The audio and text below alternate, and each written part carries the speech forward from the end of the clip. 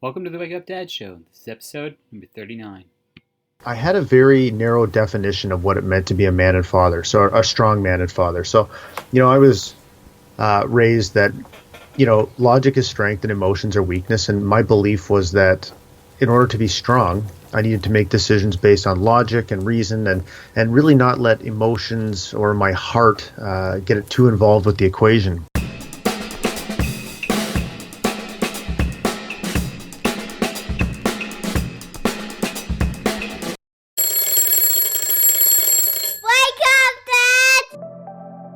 Are you confused and overwhelmed about your role in all the craziness that is being a dad? Are you struggling to create the life you hope for? Are you looking for other dads to share your struggles and your triumphs? Or do you just need help waking up in the morning? Join your host, Dr. Scott Vatcher, as he explores the amazing and sometimes crazy world of being a dad. This is the Wake Up Dad Show. Hey Dad, and welcome to another episode of the Wake Up Dad Show. This show is dedicated to you, the dad who wants more. More success, time, health, fitness, connection, passion, and all-around awesomeness. I'm your host, Dr. Scott, and on today's episode, I have a very special guest. His name is Jason MacKenzie. He's an expert on peak human performance. He's a father, speaker, author, and coach. He teaches audiences around the world how cultivating vulnerability will liberate the strength, wisdom, and courage we already possess. He's a survivor of his wife's battle with bipolar disorder and subsequent suicide, and has overcome a decade-long battle with alcohol. When he stopped running from grief and fear, he became the husband and father his family deserves. His driving purpose is to help lift those who want more from their lives to increasingly higher levels of personal and professional performance. Jason is a strength finder who works with you to help you ask powerful, affirmative questions about what's best about you and your life. He'll help you dream about the future, then guide you in carrying the best version of yourself forward. So, welcome to the show, Jason. Thank you, Scott. It's an honor to be on your show. So let's get into it. There's a lot of stuff I want to get into with you because I think this is going to be an awesome episode for dads out there listening. But let's get started with your story of becoming a dad. Tell us about how you became the dad that you are today. Yeah, thanks. Okay, so I'm 43 years old right now, and I'm married. I'm on my second marriage, and I have two daughters. One who is turning 13 in a few weeks, which is always an interesting time in their life, and the other one who is 11 and a half. My fatherhood story, or how I became the man I am today, is it's quite an interesting story. We had our daughters when I was about 30, and shortly after the birth of our second daughter, my first wife, and the biological mother of my daughters, was diagnosed with bipolar disorder. And for your audience members who may not know what that is, it's a mental illness that is characterized by really huge mood swings, from crushing, soul-destroying depression to mania, which is very erratic and dangerous behavior, alcohol abuse, drug abuse. There was times she moved away to live in a homeless shelter. I mean, it was just 6 years of increasingly, or not increasingly, but I guess a never-ending cycle of sadness and despair and chaos. And ultimately, on March 26, 2010, she could no longer take the pain. I mean, she was just so tired of fighting this battle that she could not win, that Cindy decided to take her own life. And during that time, I really struggled because I had a very narrow definition of what it meant to be a man and father, so a strong man and father. So, I was raised that, logic is strength and emotions are weakness. And my belief was that in order to be strong, I needed to make decisions based on logic and reason and really not let emotions or my heart get too involved with the equation. The problem with that was when Cindy was sick, I didn't give myself an outlet. I wasn't willing to talk about my feelings because I really had a hard time acknowledging I even had them. And so I really left myself with few options to deal with the stress of that very difficult time, and I turned to alcohol.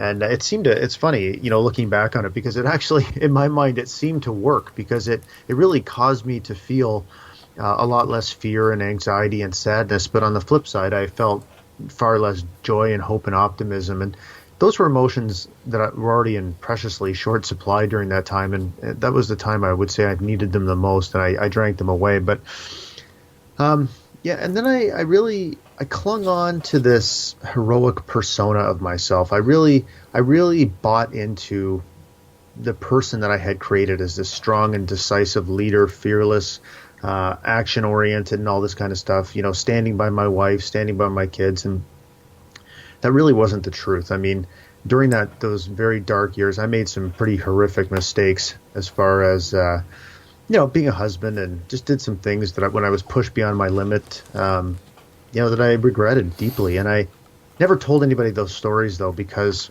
that didn't jive with my heroic, hero persona that I had created. So ultimately, I continued to drink for probably 4 years after Cindy's death, and it took a moment with my daughter, actually, to make me see what I was doing to myself. And it was a day it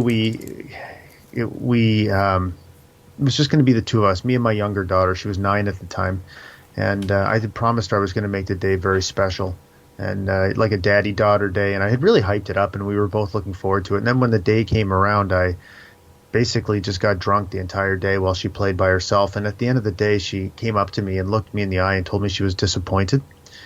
And I guess at that moment, I just was too exhausted and too ashamed and too, I don't know, tired to continue living this lie and telling myself and everybody else all these crazy rationalizations. So at that moment, I just for whatever reason, I think it was my daughter having the courage to be honest with me, gave me the courage to be honest with myself. And I finally looked myself in the mirror, figuratively looked myself in the mirror, and said, I don't want this. I want something different. I'm better than this. And then from that point, I moved forward, and I stopped drinking. And man, over the last 2.5 years, everything has been completely different in my life. So yeah, that's where I'm at right now. Wow, that's quite the story. Thanks for sharing. And I think a big part of your movement that you're creating is all about vulnerability. And thanks for being so open and vulnerable, telling us about how you started this process out. I'm excited to explore that a little bit deeper, sort of that pivotal moment where you went from heroic persona or logic is strength to emotions are strength, vulnerability is strong. And I think it's a real typical bloke thing. And now bloke is the Australian term for like dude, sort of like manly, masculine sort of situation where, yeah, if we express our emotions, that's not a manly thing to do. We've got to drink them down, or we've got to fight them, or and in your case it was turning to alcohol. For somebody else, it may be turning to becoming a gym junkie, or illegal drugs, or sex, or any of those things. It's sort of like tools in the belt to help us cope, and certain tools are better than others. So how about we explore that a little bit more? How do you talk to men out there who, I'm sure you've talked to numerous men about situations they're typically in right now? Because I know there's some dads out there listening right now that are in the exact position that you were a couple of years ago and are just wondering, how do I get out of this? How did you turn that saying of logic is strength, emotions are weak into the exact opposite? Yeah, that's a great question, Scott. So I think what happened with me was, in that moment where I decided that I wanted something different, I finally allowed myself to be vulnerable with myself. And I define vulnerability as having the courage to look at yourself in the mirror and be honest and without judgment about who you see staring back at you. So at that particular moment, I was able to finally just tell myself the truth, that I'm 41 years old. I drink every single day, drink heavily every single day.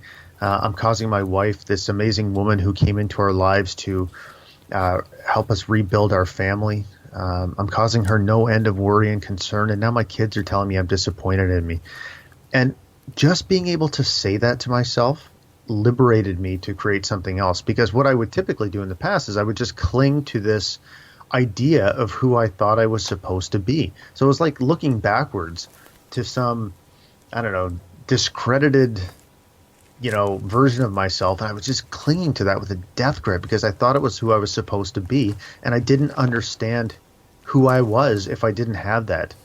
So once I took stock of myself, took a fearless inventory, it freed me to move forward. And what I realized was once I stopped drinking, I realized something very profound, and that's that I had invented all of the fears that I was terrified of about being sober. I made them all up. So, how am I going to, it's just the typical things everybody says, how am I going to socialize? Are my friends still going to like me? Why can't I just have a few drinks like everybody else? Like all those weak-minded, limiting questions.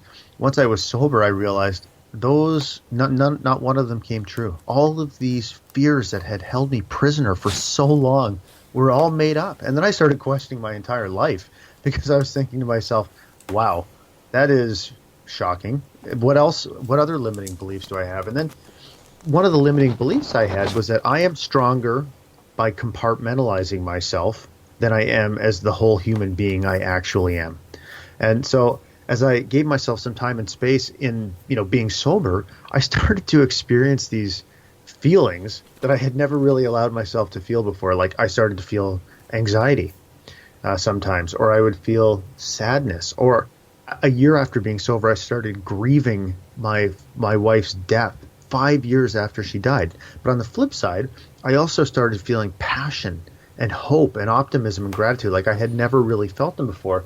And I started realizing, at first when I would have a day of like feeling sad or a period of time of feeling sad, I remember asking my wife, saying, I don't know what's wrong with me right now. I mean, this is a 41-year-old man saying, I don't know what's wrong with me. And my wife telling me, you're having a bad day, you idiot. It happens to everybody.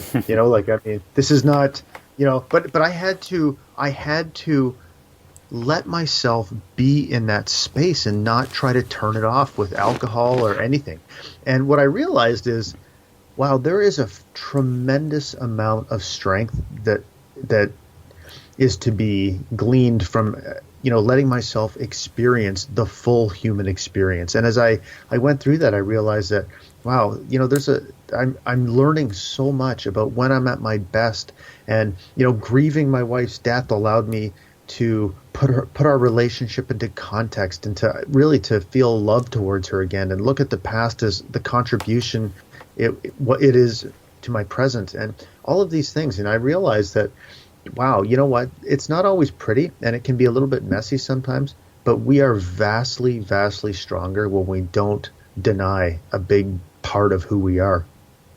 So how do you, we'll go back to vulnerability and your definition is sort of like being honest and without judgment of yourself. Mm-hmm. I'll talk for myself, is that I find it really difficult to not be judgmental of myself.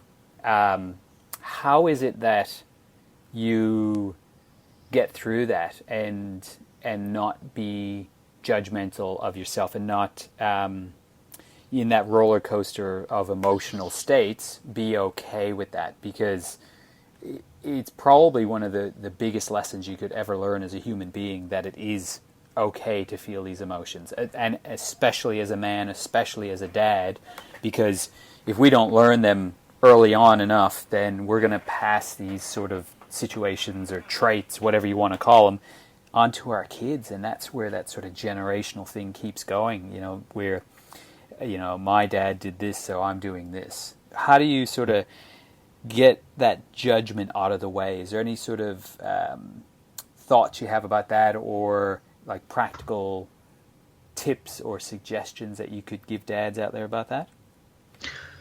Yeah, so I think, well, first of all, let me be, in the interest of full disclosure, I'm certainly not perfect by any stretch of the imagination, but I'm far better than I used to be, and I feel like I'm making continuous forward progress on eradicating judgment from my life. But I think what's important is I have a significant level of awareness of what judgment creates. So I really recognize it for me when when I judge myself, the natural extension of that is that I tend to judge other people as well, because it's always easier. This is a really repetitive or very common past behavior of mine, but it's really easy to tear other people down rather than build yourself up. So I used to do that quite a bit, and I just have a really, it doesn't feel good. So I've talked about it enough, and I've written about it enough, and I've coached people enough that I really try to, when I'm judging myself, I really try to bear witness to the thoughts that I'm having and not let myself be consumed by them, right? To try to step away from them and understand that these are my thoughts. These are not me, and I can observe them and let them go. And being present in the moment when if I get into a small cycle of feeling judgmental, it really helps me, because I also realize that in allowing myself to, like, I had to make some conscious decisions to say, okay, look, if I feel anxious right now, there's two things you can do. One of them is I guess there's more than two things you can do, but a few options you can do, or you can do what I just said, is bear witness to them, to the thoughts, and try to passively or neutrally observe them. Another thing you can do, though, is really let yourself be in that moment. And sometimes if I'm feeling anxious, I want to just be in that moment, because I want to understand it from at a very deep and fundamental level. And I think allowing yourself to do that and not being scared of being in a place that feels uncomfortable is a really great way to liberate yourself from judging yourself. Because I think for me, the other part of it is that lets me not sink into self-judgment is that I really, accepting myself as I am has made me realize that I am unique. And that to me, like, I'm not some caricature or some stereotype. I am a unique human being. And I really believe that. It sounds so simple to say it out loud, but it was something I did not understand, because I spent my whole life believing that I had to shoehorn myself into this mold that, of what it meant to be a strong man and father. And once I realized I was unique and embraced that idea and embraced that I am okay, like, I don't need to be perfect. There's no such thing as perfect. We're all different. We're all on our own journeys. And so when I embrace the fact that I'm unique, I naturally embrace the fact that everybody else is unique as well. And everybody else looks at the world through their own eyes, and their opinion is as equally valid as my opinion. And so as I operate my life on those, that's one of my sort of fundamental principles, is recognizing the strength in our uniqueness. It really has helped me free myself from a lot of the judgment I was carrying around before. Yeah, I think that's such a good point. I mean, to circle back to a couple of words you use that they're thrown around a lot, and they can have some difficult processes involved to make them happen. But when they do, there's such a magic that happens. Awareness, conscious decisions, judgment, being present, and being really comfortable with being uncomfortable. Like, those things alone will make all the difference in the world. So let's tell me about your book.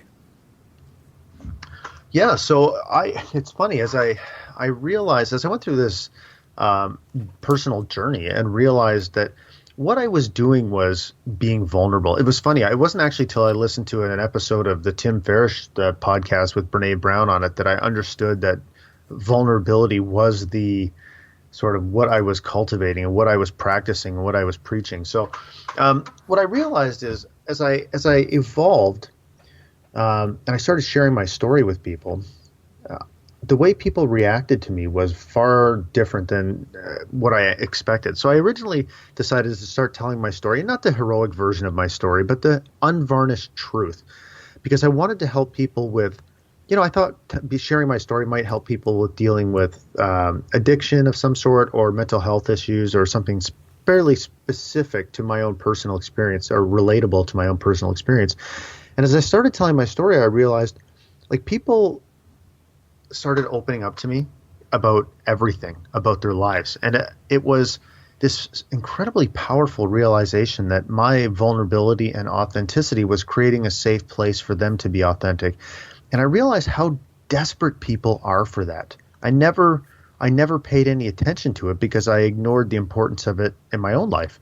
And as I started to create that safe place for people, people started to flock to it, I guess. And because ultimately what we all want is to be accepted as who we are. Even we all want to accept ourselves as who we are, and we all want other people to accept us as who we are. And as I started to get more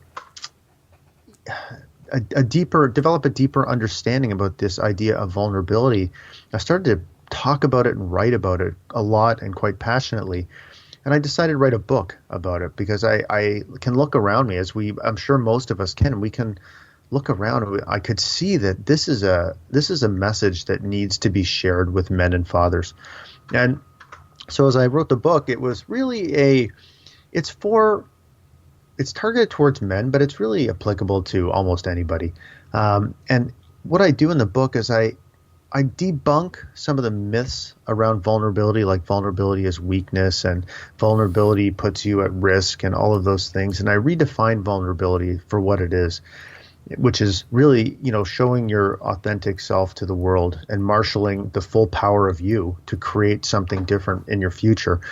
And I talk a lot about, how that dramatically improves our relationship with our kids, and how vulnerability makes you stronger, how it makes you wiser, and how it makes you more courageous, how it makes you a better leader, how it makes you creates a positive feedback loop in your life, and how it will help you leave a legacy that your kids will willingly carry on. So it's really a total debunking of the typical definition of vulnerability, and then redefining it throughout the book and giving concrete tips and tricks and examples and lessons about how it'll make men better husbands and fathers and partners. And how long has the book been out? The book has been out for about a month. Brand new, fantastic. So we'll definitely have some stuff in the show notes page about how to look at that book and how to get it all the way around the world. Isn't it this amazing that you're in London, Ontario, not London, England, and I'm on the Gold Coast of Australia. I just love it. Me too. And so we'll definitely get that info out and some info about how people can get in touch with you. Tell us about what you do as a coach. Yeah, thank you for asking. So what I do is I help people ask powerful questions in order to shape reframe their past and shape their future. So one of the things that I used to do all the time and that kept me very limited was to ask weak-minded questions, as I was saying earlier. So, again, why can't I drink like the normal people? Or why did my wife have to commit suicide? Or why did this happen to me? Or why is life so hard? Or all these questions that really focus your energy in the wrong spot. And so as I kind of grew and I started to develop a much more positive view of the world and frame of mind, I started to notice that it did not feel good to me, either in my personal life or my professional life, to be constantly focused on the things that were broken. Because we create more of what we focus on. And so I started to think about how is it that I could create, help myself and help people focus on what was already working. And through that kind of discovery or investigation, I stumbled across a methodology called appreciative inquiry.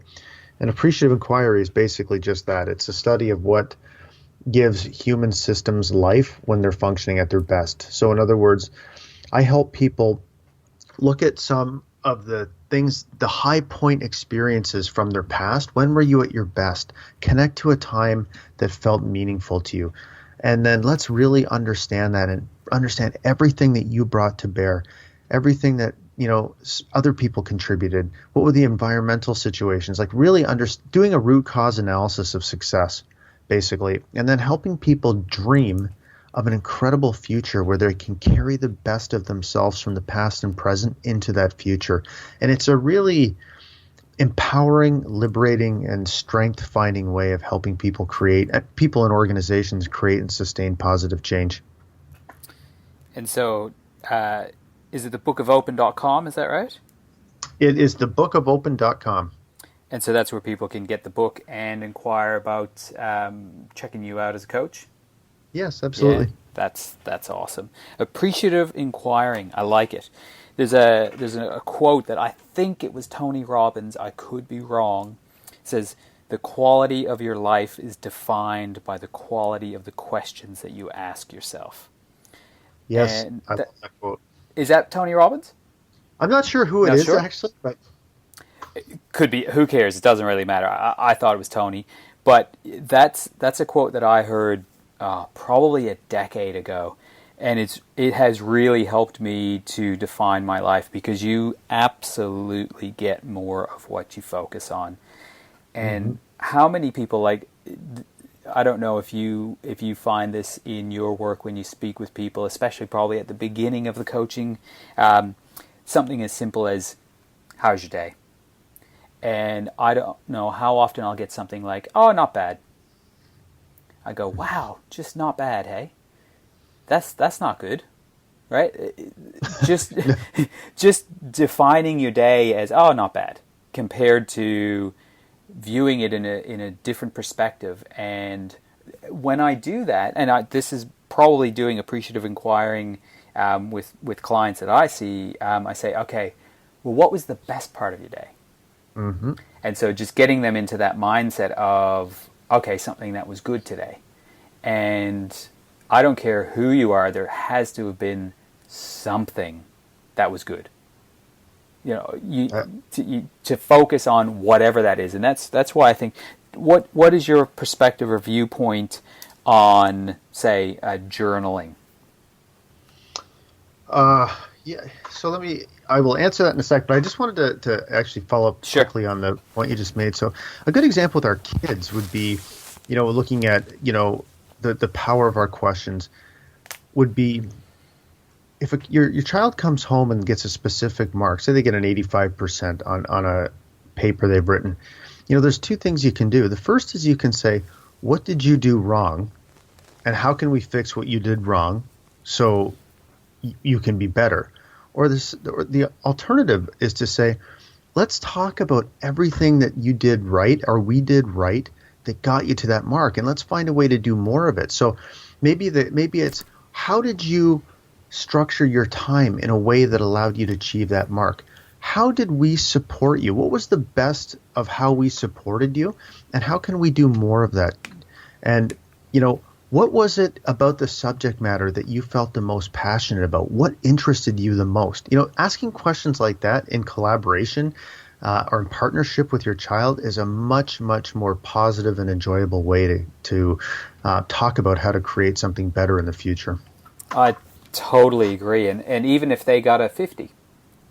Yeah. Right? Like, yeah, absolutely. To focus on that positive. And I think the mindset, like, I don't know if it's a default for us as human beings, or is it just something we've been conditioned into believing, but it's about trying to fix what's wrong as opposed to focusing on our strengths. Absolutely. Yeah, so to answer your question on journaling, how my whole journey started actually was I decided to start writing a gratitude journal. I had read Hal Elrod's A Miracle Morning, and really drove home to me the importance of having a morning routine. Really, that book changed my life, actually. And I started writing my gratitude journal. But I decided to start posting it online, actually, just because I thought that, I don't know, maybe it would help somebody. And really, the response was really quite lovely, actually. People just really seemed to enjoy reading it. And it didn't get a tremendous amount of traffic, but I got a lot of positive feedback, and it helped me keep going. So that really helped me. And I still, to this day, I take a moment every day to do a couple things. I write what I'm grateful for, and I also write down what I will do for the day, what contribution I will make, no matter how small, to be of service to somebody else. So I spend a few minutes thinking about that and just jot it down. And so I don't do deep levels of journaling, but I always take time every day to write down a few things that are important to me and to help set my mindset, set myself up, for the right mindset for the rest of the day. And I wouldn't want to give that up. It really helps me. you would be probably not actually, but it's amazing how many people have talked about some form of a miracle morning, whether it be Hal Elrod or Robin Sharma, who have these morning routines. And I'll tell you, it's something that is extremely common to very successful people. So the take-home message, check out Hal Elrod's The Miracle Morning. He's on my list to get onto the podcast for next year. He's brilliant, and same with Robin Sharma. So there's some name dropping there for you dads out there to go check out online. So I just wanted to say what I realized I think the most powerful realization for me about that was that I was a really cause and effect type of person. So in other words, if I'm going to spend time doing something, I want to see a quantifiable result that I can measure. That tends to be the way I think about things. But what that book and that routine made me realize is that it doesn't really work that way. So I can do these things that don't produce anything measurable, but they set me up for the right mindset to see opportunities that I wouldn't have been able to see otherwise, and to look at the world through a different lens throughout the entire day. And that was a very important realization for me about the power of mindset. I'm a real sort of goals oriented kind of guy too myself. So I'm really like my wife is very into yoga for restorative practices, and I'm more like the CrossFit kind of guy. So I'm really trying to balance that out and have some things in my life that don't need specific measurable goals, because I think a lot of people need that. I think all of us need it to a certain degree, but we also need that balance of restorative practices that aren't, hey, I can tick that off the box now because that goal is achieved. It's something that is more in tune with just the rhythms and flows of life. So I totally get what you're saying there. There's a question that's come to mind, and I hope it's okay that I ask this. I'm going to ask it in a couple of different ways. And just see where it takes us, because we're quickly running out of time, as time does. You've had quite a story over the last number of years, and I just was curious because, like I said earlier, I know there are dads out there listening who are struggling with relationships, whether it be around mental illness or not, with their kids, with their partners, in the passion of the 5 Ps. And I'll ask it in 2 different ways, and then you can decide how you want to answer it. How important was it for your relationship with your kids to decide to make that change when your daughter came to you and said, "Dad, I'm disappointed in you"? Or another way to ask that is, where do you think you would be in your life right now if that was just another day like any other day and you did not make that change? Ooh, which was the best way to answer that? So, let me answer the first one first. I'll say that my relationship with my kids is very different, and it's interesting because I had a great relationship with my kids. Like, I was not an abusive drunk or anything like that. I mean, obviously I wasn't the father I am now, but we got along really well, and it was, I don't know, I tried to like sort of insulate them from it as much as possible, I guess. I mean, unsuccessfully, of course, but our relationship was good, but it's very different now. And the reason it's very different is because, number one, they're older. But number two, I've learned so much about myself that allows me to share that with them. So, for example, whereas before I never talked about drinking because I didn't want it to even appear like it was an issue. Just, I never talked about it really. But now what I can tell my kids is I can tell them, and they're at the perfect age for it, where I can say, look, we're not going to tell you not to drink, for example. That's not going to happen, because my job is not to tell you what to and to do and what not to do. My job is to teach you the power that your choices have to shape your future. So, and my experiences can help you make more informed choices. That's what I want. That's why I'm sharing them with you. So I'm able to tell them, like, look, I started drinking when I was a teenager, and here's why. I wanted to fit in. It was more important to me to fit in than it was to be my own person. It never felt good what I was doing, but I was so desperate of being rejected, so scared of being rejected, that I just went along with people, even though it didn't feel right to me. And then I can walk them through, what that looked like, how that made me feel, what I learned from the experience, and then take that all the way up through my life and their mother's illness and why I drank and the importance of being open and being able to talk about your feelings and letting people in, to stopping and what my life has been like since I stopped, and how it is vastly different, and how much I've learned about myself, and the things that scared me that I realized were all made up. And we can talk about the things like limiting self-talk and invented fears, and and the importance of embracing discomfort and all of these things, and they know all of it. And so when I'm talking to them about things like that, I mean, our relationship can only be better. And the other reason it's better is because I'm open with them about the fact that I feel the same things that they feel. And now that they understand that wow, Dad feels scared sometimes, Dad feels uncomfortable, they know that our relationship is more than just parent to child. It's human being to human being. And they know that now that they know that I have the same feelings that they do, they will be so much more likely to come to me when they are feeling them too.